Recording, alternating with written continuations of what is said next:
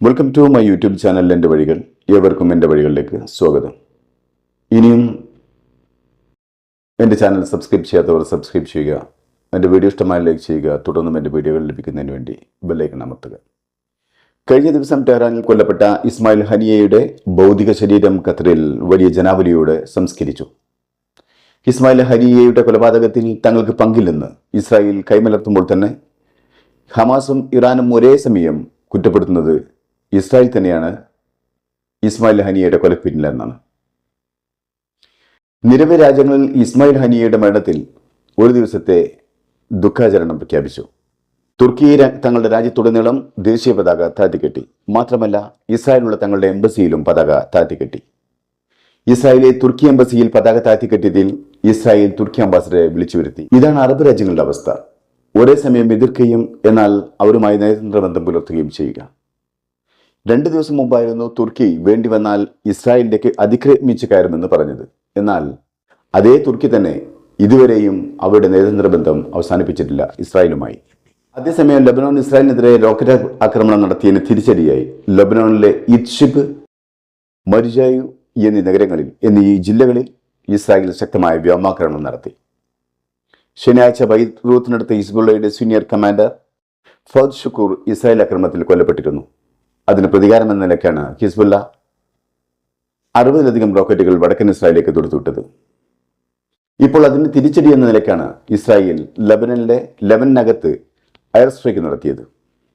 ഇസ്രായേലിന്റെ തിരിച്ചടിയിൽ ഒരു Syrian family കൊല്ലപ്പെടുകയും ചില ലെബനനികൾക്ക് ഗുരുതരമായി പരിക്കേൽക്കുകയും ചെയ്തു. കൊല്ലപ്പെട്ടത് ഒരു ഉമ്മയും അവരുടെ 4 മക്കളുമാണ്. അതേസമയം ഹിസ്ബുള്ള ഇസ്രായേൽ നടത്തിയ റോക്കറ്റ് ആക്രമണത്തിൽ ഒരു മനുഷ്യജീവി പോലും കൊല്ലപ്പെട്ടതായി വിവരമില്ല. ഇതാണ് ഇസ്രായേലിന്റെ ആക്രമണവും ഹിസ്ബുള്ളയുടെ ആക്രമണവും തമ്മിലുള്ള വ്യത്യാസം. ഹിസ്ബുള്ള ഇസ്രായേലിൽ നിന്ന് തോണ്ടു, അവർ ആ പേരിൽ തിരിച്ച് ഇസ്രായേലിനെ മാന്തും.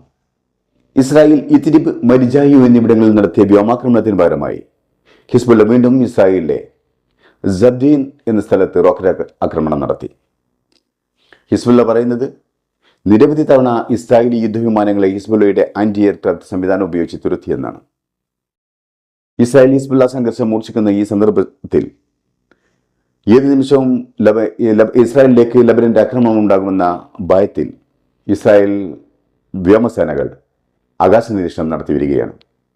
ഇസ്രായേലിനകത്ത് എല്ലാ സംവിധാനങ്ങളുണ്ടെങ്കിലും ഇസ്രായേലിലെ സാധാരണ ജനങ്ങൾ നല്ല പേടിയിൽ തന്നെയാണ്. ഹിസ്ബുള്ളയുടെ സീനിയർ കമാൻഡറെ കൊന്നതിന് പകരമായി ഹിസ്ബുള്ളയിൽ നിന്നും ശക്തമായ ഒരു തിരിച്ചടി ഇസ്രായേലികൾ പ്രതീക്ഷിക്കുന്നുണ്ട്.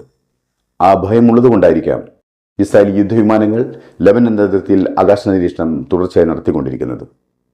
സീനിയർ ഹിസ്ബുള്ള കമാൻഡർ കൊല്ലപ്പെട്ടതിന് ശേഷം ഹിസ്ബുള്ള തലവൻ ഹസൻ നസ്രുള്ള പറഞ്ഞത് ഇസ്രായേൽ റെഡ് ലൈൻ ഭേദിച്ചു എന്നാണ്. ഇനി യുദ്ധത്തിന്റെ മറ്റൊരു മുഖമായിരിക്കും ഇസ്രായേൽ കാണുക എന്നാണ്. എന്നിട്ടും നമ്മൾ കാണുന്നത് ആ പഴയ പല്ലവി തന്നെയാണ്. വാണം വിട്ട് കളിക്കുന്ന ഹിസ്ബുള്ളയെ ശക്തമായ ഒരു തിരിച്ചടിയുടെ സമയത്ത് വീണ്ടും പഴയപടി ആവർത്തിക്കുന്ന ഹിസ്ബുള്ളക്ക് ഇനിയും എന്താണ് ചെയ്യുക എന്ന് സംശയമാണ്. ഹിസ്ബുള്ള പുറത്തു കൊണ്ടുവന്ന ഇസ്രായേലിന്റെ തന്ത്രപ്രധാനമായ പല മിലിറ്ററി ബേസുകളുടെയും സൈറ്റുകളുടെയും ഫുട്ടേജുകൾ നാം കണ്ടതാണ്.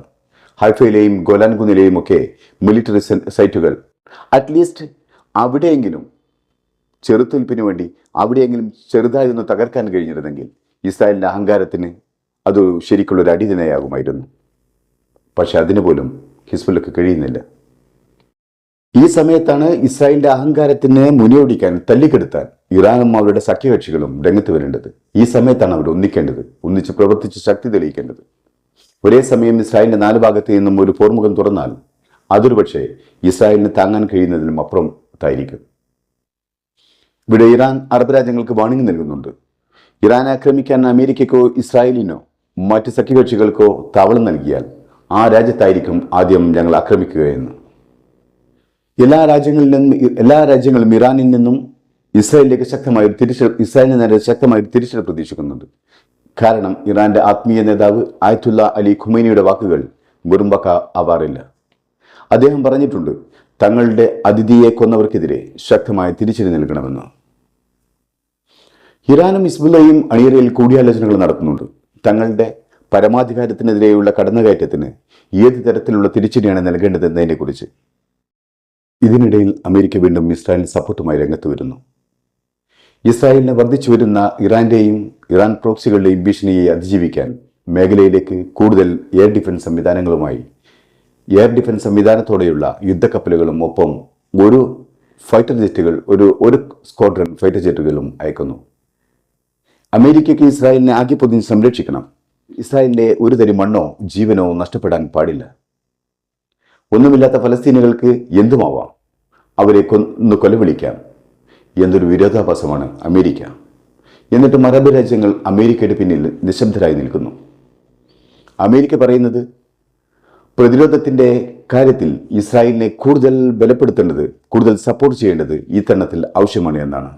American state secretary Lord Austin പറഞ്ഞത് കടലിലും ആകാശത്തു നിന്നുള്ള ഏതാക്രമണത്തെയും ചെറുക്കാൻ കഴിയുന്ന രൂപത്തിൽ മാത്രമല്ല, കടലിൽ നിന്നും ആകാശത്തു നിന്നുള്ള ആക്രമണത്തെ മാത്രമല്ല, കരയിൽ നിന്നുള്ള ഏത് ആക്രമണത്തെയും ചെറുക്കാനുള്ള സംവിധാനങ്ങൾ ഞങ്ങൾ അങ്ങോട്ട് അയക്കുന്നുണ്ടെന്നാണ്. USS തിയോഡർ റൂസ്വെൽറ്റിന് പകരമായി യുദ്ധക്കപ്പലായ USS അബ്രഹാം ലിങ്കൺ 40 ഫൈറ്റർ ജെറ്റുകളെ വഹിക്കാൻ ശേഷിയുള്ളതാണ്. ഇത് ഇപ്പോൾ പേർഷ്യൻ ഗൾഫിൽ നിന്നും ഒമാൻ ഗൾഫിലൂടെ ഇസ്രായേലിനെ ലക്ഷ്യമാക്കി നീങ്ങുകയാണ്. കൂടാതെ ബാലിസ്റ്റിക് മിസൈൽ ഡിഫൻസ് സംവിധാനവും ഒരു സ്ക്വാഡ്രൺ ഫൈറ്റർ ജെറ്റുകളും അങ്ങോട്ട് പുതുതായി അയക്കുകയാണ്. അതോടുകൂടി അതിവേഗ ക്രൂയിസ് മിസൈലുകളും മറ്റു ഡിസ്ട്രോയറുകളും തടഞ്ഞിടാൻ ഇസ്രായേലിനാകും. നോക്കണം എത്രമാത്രം പ്രതിജ്ഞാബദ്ധരാണ് ഇസ്രായേലിന്റെ കാര്യത്തിൽ അമേരിക്ക. അതേസമയം ഒന്നുമില്ലാത്ത ഫലസ്തീനികളുടെ കാര്യത്തിൽ അവരെ സഹായിക്കാൻ ആരാണുള്ളത്?